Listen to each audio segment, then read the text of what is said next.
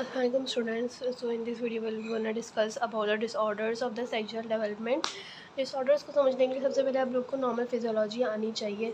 First of all हमारे पास होता है क्या हाइपोथैलेमस. हम प्रीवियस वीडियोस में डिस्कस कर चुके हैं कि हाइपोथैलेमस से हमारे पास गोनाडोट्रोपिन रिलीजिंग हार्मोन जो है ना उसकी सिक्रीशन बढ़ जाती है और फिर जो है ना वो गोनाडोट्रोपिन रिलीजिंग हार्मोन की सिक्रीशन बढ़ जाती है, प्रोग्रेसिवली बढ़ती रहती है. फिर उससे क्या होता है कि ये जाके एफएसएच और एलएच सिक्रीट करने लग जाते हैं, एंटीरियर पिट्यूटरी पे ऐड करते हैं. पिट्यूटरी पे ऐड करने के बाद जो है ना एफएसएच और एलएच सिक्रीट करते हैं. एफएसएच और एलएच का क्या काम होता है, ये ओवरी पे जाके ऐड करते हैं और ईस्ट्रोजन की प्रोडक्शन करा देते हैं.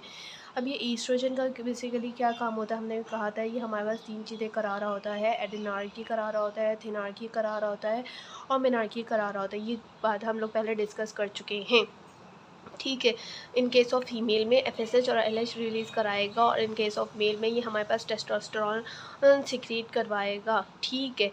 अब हम लोग जनरल बात कर लेते हैं कि बेसिकली नॉर्मल डेवलपमेंट होती कैसे है. लेट सपोज़ कि हमारे पास फीमेल है क्रोमोसोम फीमेल है तो उसमें क्या होगा, बेसिकली हमारे पास जो गोनेड्स जो फॉर्म होंगे, गोनेड्स फॉर्म होंगे, उसमें एफएसएच और एलएच काम करेगा और ओवरीज बनेंगी. ठीक है. ओवरी बनेगी और गोनेड्स के सिक्रीट होगा और हम गोनेड्स के साथ साथ हमारे पास मलेरियल जो डक्ट है ना वो मलेरियल डक्ट रिग्रेस नहीं होगी बल्कि प्रोग्रेस होगी. अब रिग्रेस वाला जो पार्ट है ना मैं आपको मेल में बताती हूँ कि रिग्रेस का क्या. मलेरियल डक्ट होती है वो प्रोग्रेस होगी और फर्दर हमारे पास 3 चीज़ें बनाएगी. एक है हमारे पास यूट्रस बनाएगा सबसे पहले ये, उसके बाद हमारे पास फैलोपियन ट्यूब्स बनेंगी, उसके बाद जो है ना वेजाइना बनेगा. ठीक है.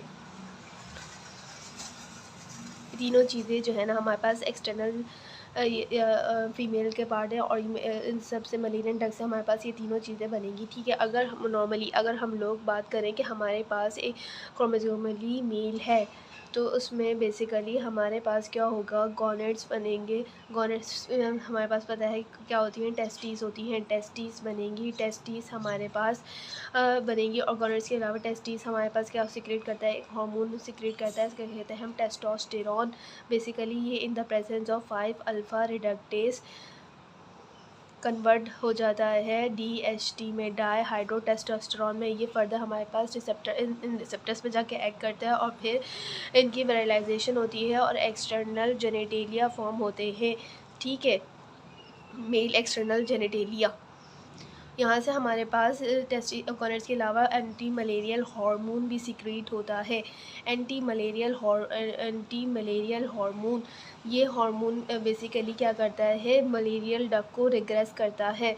जब मलेरियल डक्ट को रिग्रेस कर देगा तो इसमें uterus, fallopian tubes and the vagina की फॉर्मेशन नहीं होगी. ठीक है. ये बात यहाँ पे फीमेल ने क्या था, मलेरियल डक्ट रिग्रेस नहीं होती बल्कि प्रोग्रेस होती है. और मेल में हमारे पास क्या होता है कि एंटी मलेरियल हार्मोन जो है ना एंटी मलेरिया हार्मोन प्रोड्यूस होता है जो कि रिग्रेस कर देता है मलेरियन डक्ट को. ठीक है. 46XY में आपको एक हाँ चीज़ बताना भूल गई. 46XY में पास एक जीन भी इन्वॉल्व होता है, इसे कहते हैं SRY जीन, जो सिर्फ मेल्स में मिलता है. ठीक है. और विरलाइजेशन वो प्रोसेस होता है जिसके ज़रिए जो है ना मेल हार्मोन्स या मेल कैरेक्टरिस्टिक्स एक्सटर्नल जेनेटेलिया बन रहे होते हैं. ठीक है. ये तो पूरी बात हो गई नॉर्मल डेवलपमेंट की. अगर हम बात करें तो डिसऑर्डर्स में क्या मसला होगा. लेट सपोज़ कि हमारे पास ये 46XS फीमेल है लेकिन इसके हमारे पास क्रोमोसोमली X0 है, एक X प्रेजेंट नहीं है. तो इसके गोनेड्स सही से नहीं बनेंगे. गोनेड्स सही से नहीं बनेंगे तो मतलब कि ओवरी सही से नहीं बनेंगे. यहाँ पे हमारे पास ओवरी सही से नहीं बनेगी तो जो सारे उसके प्रोसेसेस है ईस्ट्रोजन बनने का और ये सब एडिनार्की, थिनार्की, अंडोमिनार्की, ये सब नहीं होगा. ठीक है. तो इसमें हमारे पास बेसिकली कैरेक्टर्स के लिए हमारे पास एक एक्स प्रेजेंट नहीं है. ठीक है.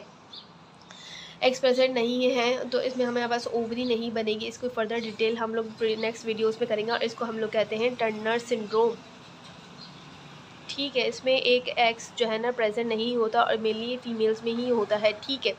अब एक और हमारे पास यहाँ डिसऑर्डर है 46XY गोनेडल डिसजेनेसिस। इसमें बेसिकली हमारे पास क्या होता है कि SRY जीन म्यूटेटेड होता है। ये SRY जीन की बात करी, इस डिसऑर्डर में क्या होता है कि हमारे पास SRY जीन म्यूटेटेड होगा 46XY डिसजेनेसिस में। जब हमारे पास ये वाला जीन म्यूटेटेड होगा तो गॉनेट्स भी सही से नहीं बनेंगे। जब गॉनेट्स सही से नहीं बनेंगे तो हमारे पास एंटी मलेरियल हार्मोन जो है ना नहीं बनेगा। एंटी मलेरियल हार्मोन नहीं बनेगा तो हमारे पास यूट्रस, फैलोपियन ट्यूब और वेजाइना की फॉर्मेशन हो रही होगी।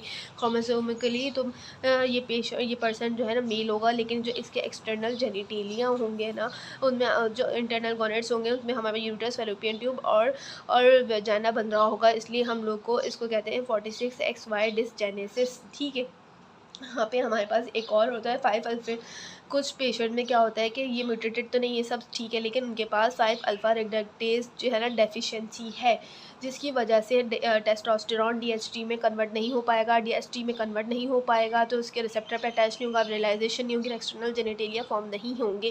कैरेक्टरिस्टिकली तो ये मेल है 46XY, but due to the deficiency of 5 alpha reductase इसके एक्सटर्नल जेनिटेलिया मेल जैसे नहीं बनेंगे। ठीक है, और एक और हमारे पास डिसऑर्डर है जिसको हम कहते हैं कि 46XY 46XY DSD। इसमें बेसिकली क्या होता है, कंप्लीट एंड्रोजन इनसेंसिटिविटी सिंड्रोम हो जाता है कि उसमें जो है ना रिसेप्टर पे एक्ट नहीं कर पाता है, टेस्टोस्टेरॉन रिसेप्टर पे एक्ट नहीं कर पाता। किस वजह से, वो कंप्लीट एंड्रोजन इनसेंसिटिविटी सिंड्रोम की वजह से। बेसिकली इसमें क्या होता है कि एंड्रोजन्स की इतनी ज़्यादा प्रोडक्शन हो जाती है जिसकी वजह से वो एंड्रोजन्स जो है टेस्टोस्टेरोन में कन्वर्ट नहीं हो पाते और फिर इनकी जो है ना सेंसिटिविटी लूज हो जाती है, वो रिसेप्टर पे रख पाते हैं, जिसकी वजह से एक्सटर्नल जेनिटेलिया की फॉर्मेशन नहीं हो पाती। ठीक है, इसको कहते हैं हम कंप्लीट एंड्रोजन इनसेंसिटिविटी सिंड्रोम।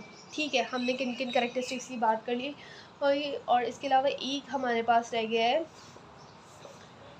उसको हम लोग कहते हैं 46XX गोनेडल डिसजेनेसिस। बेसिकली इसमें क्या होता है हमारे पास DHD में, इसमें हमारे पास क्या, इसमें हम DSD, इसमें हमारे पास क्या होता है कि कॉन्जेनाइटल एड्रीनल हाइपरप्लेजिया हो जाता है। कॉन्जेनाइटल एड्रीनल हाइपरप्लेजिया, जो एड्रीनल हाइपरप्लेजिया है बेसिकली इसमें हमारे पास क्या होगा कि जो एड्रीनल ग्लैंड है ना, एड्रीनल ग्लैंड उसकी हाइपरप्लेजिया हो जाएगा। जब ज़्यादा हाइपरप्लेजिया हो जाएगा तो एंड्रोजन्स की सिक्रीशन ज़्यादा बढ़ जाएगी। जब एंड्रोजन्स की ज़्यादा सिक्रीशन बढ़ जाएगी तो वो हमारे पास क्या होगा कि एक्सेस एंड्रोजन प्रिकर्सर्स बनना शुरू हो जाएंगे। एंड्रोजन्स की वजह से क्या होगा, टेस्टोस्टेरॉन के लेवल की टेस्टोस्टेरॉन का जो प्रोडक्शन है वो बढ़ जाएगा। जब टेस्टोस्टेरॉन के लेवल बढ़ जाएगा तो विरलाइजेशन ऑफ फीमेल जेनिटेलिया में मसला होगा। ठीक है, जिसकी वजह से इस पेशेंट में हमारे पास मेल एक्सटर्नल जेनिटेलिया मिलेंगे हम लोग को। ठीक है, इसके अलावा हम लोगों ने ये सारे कैरेक्टर्स डिसऑर्डर्स हैं जिनको हम 1 बाय 1 अपनी नेक्स्ट वीडियोस में डिस्कस करेंगे। कौन कौन सी बात करी हमने, कहा 46X और टर्नर सिंड्रोम की बात करी हमने।